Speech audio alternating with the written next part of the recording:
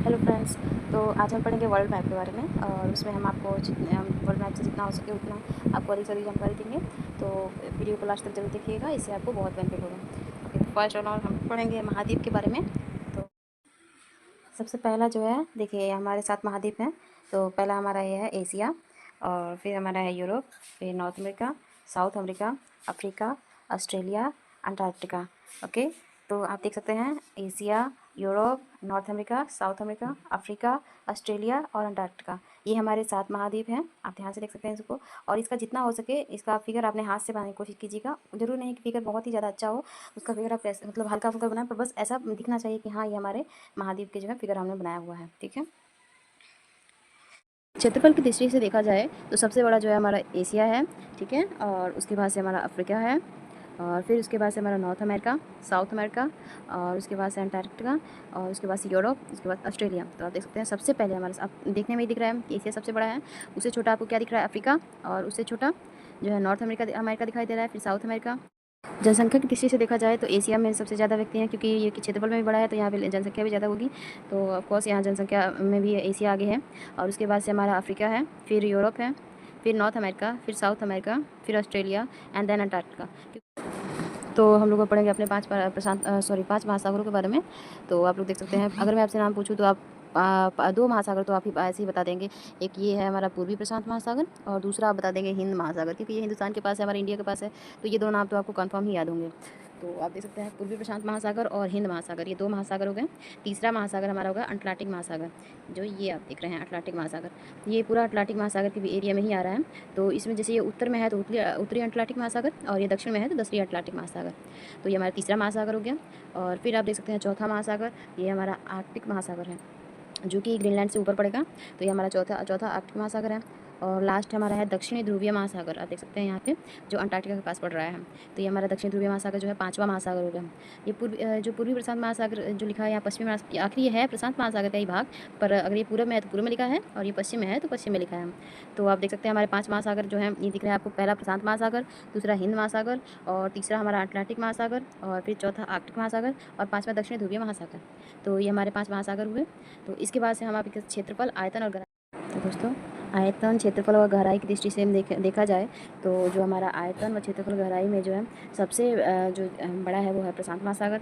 और उसके बाद से हमारा अटलांटिक महासागर कहाँ है? ये ग्रीनलैंड के पास, ग्रीनलैंड से ऊपर। ओके, फिर उसके बाद से हिंद महासागर, ये हमारे इंडिया के पास है, आपने देखा ही हो।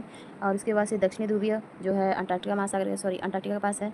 और उसके बाद से जो आर्कटिक महासागर, आप देख सकते हैं आर्कटिक महासागर। जो आर्कटिक महासागर कहाँ था? जो हमारा था नॉर्थ आर्कटिक महासागर और दक्षिण आर्कटिक महासागर हमने पढ़ा था वो। तो सबसे बड़ा प्रशांत महासागर, फिर अटलांटिक महासागर, फिर हिंद, फिर दक्षिणी ध्रुवीय, फिर आर्कटिक महासागर। ओके, तटीय रेखा के हिसाब से देखा जाए तो आपका जो है प्रशांत महासागर इसमें भी सबसे बड़ा है। और उसके बाद से अटलांटिक महासागर, फिर हिंद महासागर, फिर आर्कटिक महासागर, फिर दक्षिण ध्रुव। तटीय रेखा से आप क्या समझते हैं? तटीय रेखा से जैसे किसी भी देश के तट से किसी भी महासागर की कितनी ज़्यादा मतलब तट रेखा बन रही है।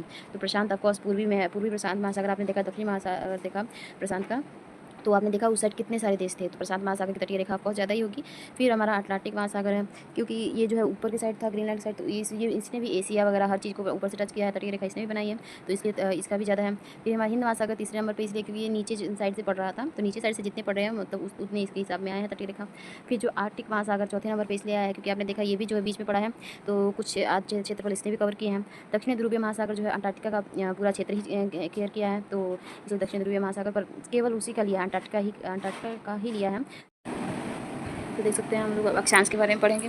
तो अक्षांश जो है हमारा उसे जैसे कि हमारी पृथ्वी है उसके बिल्कुल मध्य में अगर काल्पनिक रेखा खींची जाए, जो ये रेखा है, अगर पृथ्वी के बिल्कुल मध्य में जो काल्पनिक रेखा खींची जाए जिसे हम भूमध्य रेखा कर सकते हैं, और इसी के समानांतर और रेखाएं खींची जाएँ तो यही हमारी अक्षांश कहलाती हैं। अब अगर इसे उत्तर में खींचेंगे तो इसे उत्तरी गोलार्ध कहेंगे हम लोग। अगर इसे दक्षिण में खींचेंगे तो इस साइड का जो गोलार्ध है वो दक्षिणी गोलार्ध कहलाएगा।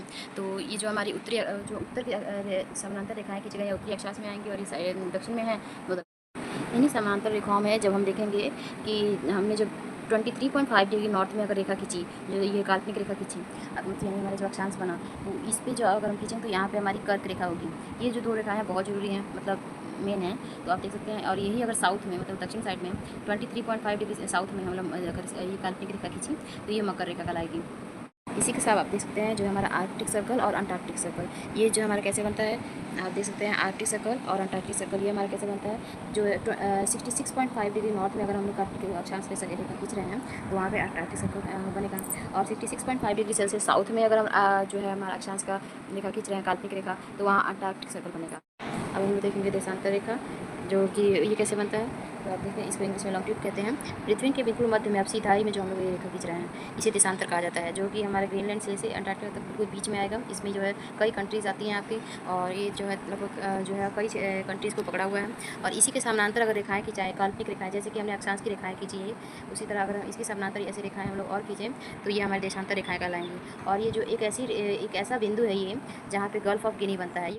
होप कि आपको ये वर्ल्ड मैप की क्लास समझ में आई होगी। ओके, मिलते हैं नेक्स्ट वीडियो में।